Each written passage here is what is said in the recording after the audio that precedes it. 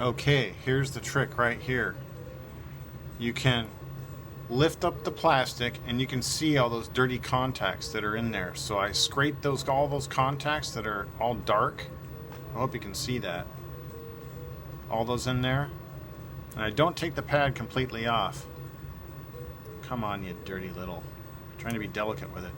So like all those dark spots that are on there.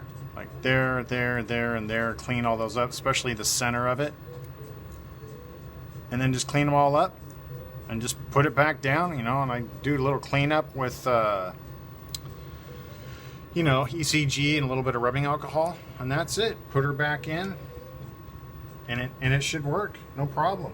Also, in the last video, I forgot to tell you that I usually take these out, clean all these up. These just pop right out. Clean them all up really well. You can see the bearing wear from where the ball hits it. Just try to polish that as best you can. That also helps. But yeah, that's the secret to that last. This is a follow-up to that last video. So yeah, anyone can do this. And you got a working trackball. There you go. Pretty cool. Anyway, just thought I'd do a quick follow-up video and show you exactly how to do that. Anyways, thanks again for watching. And I got 2 trackballs to work on over here. And yeah, it's a fun Saturday. All right.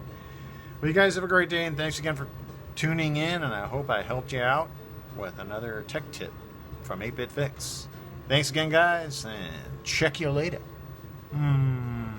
Bye-bye.